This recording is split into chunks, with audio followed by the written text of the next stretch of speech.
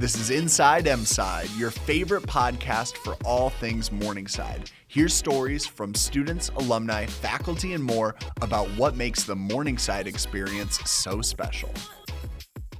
Well, ladies and gentlemen, welcome and thank you so much for joining for another episode of Inside Mside, the podcast for all things Morningside. I'm excited about this episode here today. The opportunity to talk with two amazing people, one returning back to campus and one who is doing amazing things every day on this campus. So thank you so much. My name is Alex Waters. I'm the Director of Alumni Engagement. It's great to be here with you. And we have Lorenzo as well as Stacey Alex. I'll let you both introduce yourself, your title, and kind of what brings you here on campus right now. All right. First. I'll start. I'm Lorenzo Sandoval, and I am currently artistic director with a little company that I have formed called the Iowa Shakespeare Experience, and we're based in Des Moines. Apart from doing that, where we, by the way, do Shakespearean and other classic theater in Central Iowa. Besides doing that, I also teach. I've taught at the community college in DMAC in Des Moines, Des Moines Area Community College, and also Upper Iowa University and Grandview and other places in Central Iowa. So it really keeps me busy. And then another thing I'm doing is trying to be as in touch with my playwriting self as possible. And my friends here at Morningside College have really they've been giving me some very enriching experiences. Yeah, some of which I can't wait to unpack today. I appreciate that teaser, Lorenzo. That was good right there. Because it has been great to have you back in multiple capacities and really just blessing this campus with some of your gifts. So thank you very much. Welcome, and thank you so much. Stacey, you want to introduce yourself? Yeah, my name is Stacey Alex, and I am an assistant professor of Spanish here at Morningside College in the Department of Humanities. And I am so lucky to have Lorenzo Sandoval here to talk with my students because in addition to teaching Spanish and culture, I also teach a class called Latino Communities in the U.S. And so we talk a lot about history, we talk a lot about culture and literature, we read some theater. And so it was amazing for Lorenzo to bring those topics to life, right? And not only from his perspective of having grown up in the Quad Cities, living in Des Moines, right, and being connected with those Latino communities, but also having been a former student at Morningside, right? That was huge for students to really think about our own Latino communities here. Yeah, which I think is a great starting point, right? So, Lorenzo, bring us back. You were a student here for some time. Talk to me about that experience. One question I always love to tee off is, what brought you to Morningside? So if you can speak a little bit to that and what your experience was like here. Well, I'll tell you, it was, and this is something to keep in mind, it was an inspirational professor. What had happened was there was a professor by the name of Fred Walter, and he was teaching at Black Hawk Community College in Moline, Illinois. Now, that's where I attended my first year of college, and I was involved in theater. And he happened to be there, and he knew that he was going to be taking on a job of being faculty on the speech and theater faculty here at Morningside. Really? And so he had inspired me and a couple of other people who were my friends as well, very involved in theater. And he said, I'm going to be going up to Morningside. You got to think about coming up there. Yeah. What that meant to me was like crossing the state, like crossing the ocean is what that felt like to me. Like it just seemed a whole new world. Yeah, from the Quad Cities. That back then it was about at least six hours away, but made the trek. I remember visiting the campus is very important. Yeah. And I visited in it was 1970 when I visited the campus, saw it. I liked the theater department. I liked the people attached to the theater department.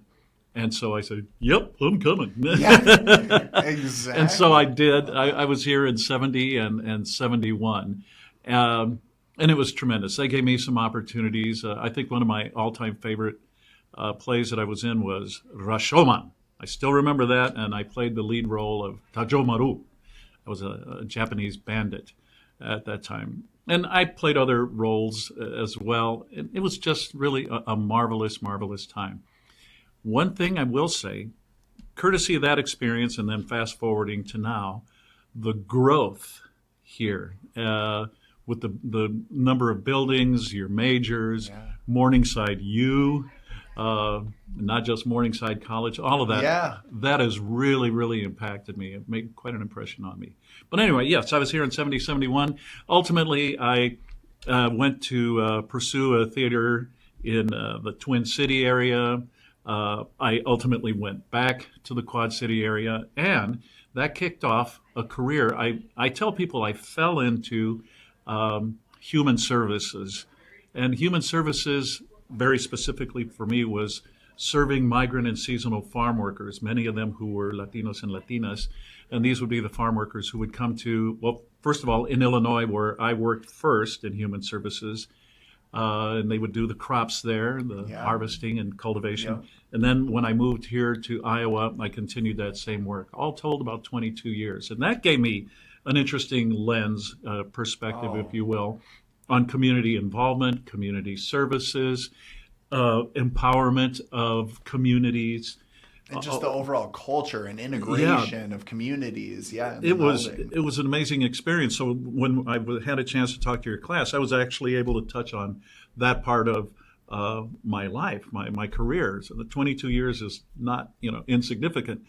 But then later I kind of switched gears. I ultimately fell into theater again, and I got my graduate degree, my MFA in playwriting, Playwrights Workshop at University of Iowa. By the way, let me also say this. People have said to me, when I first thought about pursuing playwriting, I was thinking about places on the East Coast or the West Coast. Mm-hmm. And somebody pointed out to me, do you realize what we have here in this state? We have great programs here, phenomenal programs. Yeah. Stay in Iowa. And I did. Thank goodness. And he won't say this about himself, but I do want to mention that his work in human services has been recognized by our governor, right? He's been awarded time and time again for that work. So it's made a huge impact on our migrant population. So. Thank you very much. It's just such powerful work and just powerful stories to tell. I think about what you were talking about. I mean, whether it's the playwright or the work that you're doing in the human services realm, I mean, all of these things, it's making such a difference. And especially wearing the hat of professor, right? Being able to be in the classroom and having the conversations with those students and imparting some of that knowledge, or at least just inspiring them to think differently about their education and the world around them, right? I have to imagine that's pretty fulfilling. It is very fulfilling. Now, okay, so it's, if you count the years, if you did the math, it was about 50 years ago that I was here as a student. So I'm kind of up there in age. And so right now I'm doing... in experience. So I've been doing adjunct teaching at various colleges. And so my wife has said, time to pull back, time to retire. And I don't want to. It's very hard for me to do that because I really enjoy the classroom experience, the, Socratic method of dialogue, if you will, learning through exchange of ideas. I mean, I enjoy that a lot. And I want to do that as long as I'm capable of doing that. Surely. Yeah. Well, we benefit greatly from that drive, that's for sure. Stacey, you were going to say something. I just wanted to also mention that representation is so important, right? How many Latino professors do we have right now in Iowa, right? Mm-hmm. And this is something I really like to share with all of my classrooms, right? Is that every child deserves to see themselves represented in their institutions, right? Including education, but also including the arts. And so the play that Lorenzo is putting on right now is called Juanitos Tails. Yeah. And I know, I'm sorry, I know you're going to talk about this as well. But, no, I know. We'll get to that. But I just want to say that representation is so important, right? Because we know that our youth is becoming more and more diverse, right? Mm-hmm. Especially in terms of language, right? And Lorenzo is infusing a bilingual dialogue into his work, right?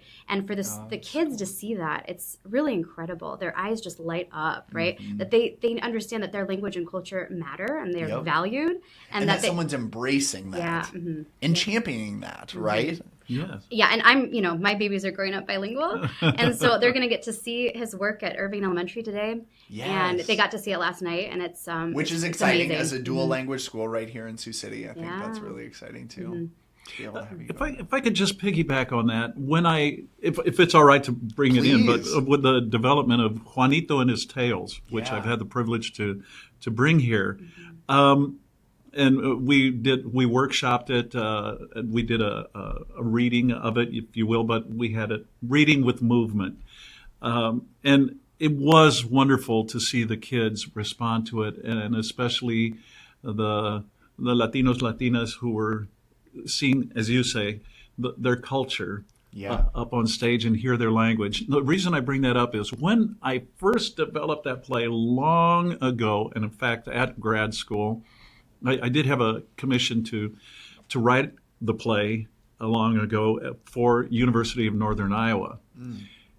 And I was told a story about how people responded to it in Waterloo. Particularly, you and I was trying to reach out to the growing Hispanic populations in Waterloo at that time, and this would have been in the mid '90s, and so I wasn't able to go along on that particular trip, but I was told that something amazing had happened. We have talked about empowerment, and it comes in all different forms. Well, this was the one that I really, really enjoyed hearing about. So, as the play is being performed in these elementary schools. So there's Spanish that's spoken. And so sometimes some of the kids who are not Hispanic would say, what did they say? What is it? And so teachers saw this where the Hispanic kids were empowered for the moment. Well, what he's saying, or what she is saying, is this. And they had power, is the way she said. They had power for the moment. They could give that gift to somebody else. Yeah. I was rewarded already in hearing that story. Wow. Yes. So empowerment comes in all forms. Just in how good that had to make them feel in that moment too, to be able to share their knowledge or feel like I have something I could tell you, or let you in on that Right. secret. Yes, exactly. Or something like that. And I will mention that all of the dialogue that's in Spanish is understandable by the context, right? Yeah. But this is that added knowledge that they're the expert for the moment in language, but also culture, right? That they can explain those cultural moments that are, and their meaning. Well, and I think, speaking for myself, and whenever I attend things like this, it's always so interesting to learn about other cultures, right? And just be able to hear that story and see that take shape in the form of a play, or, be able to witness that. And I think, especially for those students to maybe be able to have that dialogue with one another, learn from one another, and then empower those students to be able to let their counterparts in on that secret, or what I mean, be able to educate them in that way. Yes. And so talk to me a little bit about, we spoke earlier about the impetus for this and what this overall project looks like. For those listening or maybe watching the video, talk a little bit about Juanito and his Tails and kind of where that started, where it is, all of those types of things. It did start from, like I said, it's had kind of a long Odyssean journey, if you will. Way back to grad school. And it was, but one could say that it also started from really just the stories that I was told when I was a boy, and how funny those could be and inspiring. I don't know that I had those words in me as a kid hearing that. Oh, that's inspiring. But I certainly knew they were funny. And yes, there would be a moral to the play. And what to the play, to the stories that were being told. Especially, my mother was especially the storyteller. And the stories she would tell they would make us laugh when we were kids. What I always have as a memory is my dad was the audience on the side, and he was watching my mom entertain us with these stories of, animales, little animals, creatures who could talk and all this kind of stuff. And I would hear him in the background, should you be saying that? Or, okay, that's funny. All right. But it was funny to hear him making the side comments. And so that has stayed with me, the power of telling those tales and having these figures come to life, Nothing wrong with reading these things, of course not. But to hear them, have it be an oral as well as a visual experience, and that has stayed with me. And I wanted to bring my culture then onto the stage, and I just thought I liked the idea. I wanted to recreate what was happening in my living room. Yep. Years ago. Let me tell you a story, and it would be memorable. So it started there in Iowa City. I did a lot of research on various tales from Mexico, and then the framing device of the play is about it's a boy Juanito who is always playing pranks in his little village, and he gets caught, and he gets taught a lesson by Don Chema Cacahuate. And Don Chema's this crusty old guy who, unfortunately, is in league with El Diablo, the devil. And so Juanito has to really get himself out of this, and he has to tell tales in order to get himself out of his predicament. Okay. Yeah. Very 1001 Night, 1001 Yes, Nights. and that's funny you should I say love that. That's what I actually did. I did borrow from that conceit, if you will, of Scheherazade, who told many tales to delay her execution, if you will, but I modified that. Yeah. Wow. And the Iowa Arts Council, talk about them kind of working with you on this. Okay, so this play, like I said, has traveled emotionally and geographically, you could say, in the state. But I wanted to prepare it for publishing. I would like it to go beyond the Iowa borders, so to speak. That's what most people want from their creative work. And so, thankfully, with the help of the Iowa Arts Council, I was able to get a grant in which I could then do workshops of the play. And workshopping, what that entails is I get to see reactions, I get to talk to the actors and the directors about things that they encounter in doing the play. Yeah, what was their experience? Yeah, what's their experience? And then I also get feedback from the audience. And especially since I'm targeting kids, I want to know if my plot holds together, if the relationships hold together, if the language isn't too forbidding, if they can understand it, if it's clear, like all Stacey of that. Was saying earlier. So getting that feedback, and then that helps me mold and adapt and do touch-ups on the play. And so ultimately what I hope to do then is prepare it for publishing. Oh, how wonderful. Yeah. Now, Lorenzo, if we go back a little bit, because we were also talking that you're no stranger to campus. No. I mean, students and people listening might even recognize your name because not only from when you were a student here, but also go back to 2017 and you were on campus as a Dimmitt Fellow. Yes. So for individuals that maybe aren't familiar, talk a little bit about that experience, what that was like, and what you were here on campus doing. Well, it was an amazing experience. So I was invited to be a Dimmitt Fellow for a full term, and it was a spring term in 2017. And this is where that was when my eyes were really opened by all of the expansion here at Morningside. And so what I did as part of that fellowship, I taught classes. I remember I taught a speech class. I think I did some theater. I did some team teaching as well, with some Shakespeare classes. And then I had a couple of my plays performed as well. I directed I directed those, and I think I even acted in one of them as well. Yeah. But I really, really immersed myself in the experience here. I got to live in Dimmitt Hall. Yes. And it was reconverted dorm rooms. And yeah. By the way, it was very nice. It was very, very nice. And I should say, not a traditional dorm room. Not a traditional dorm at You weren't all. in the bunks, but hey, No. you got to be immersed in I would have done that. I would have done that. Yeah. But no, it was an amazing experience, and everyone here was so receptive. It was fun working with other faculty, other administrators, the president of the university. Yeah. And it was so nice coming back to Morningside. So, and I tried to meet as many people as I could at that time. Mm-hmm. And so, no, I'm not a stranger to it. And it is kind of nice coming back to this campus, which played really kind of a key role in my life when I first came here as a student. Yeah. Yeah. Well, and speaking of just using your talents and meeting so many individuals. I mean, whether you're talking when you were a student, when you were a Dimmitt Fellow, or even now back here. I mean, at Morningside, we like to talk about how experience matters. You know what I mean? And we want these students to enrich their experience here at Morningside through interactions or through maybe plays or different things like that. Stacey, you spoke a little bit about, him even visiting your class. Talk to me just, or even, it wasn't Friday's writing day, was it? Was it that? Yeah. Talk about what you're witnessing with that kind of student interaction and really gaining that firsthand experience of visiting with people like a playwright or individuals that are doing such great things in the arts. Yes, yeah. And I think it's really important for me to recognize that I am not the authority on all things, right? Latino studies, right? But rather, I am a facilitator, right? And I can bring experts into the classroom.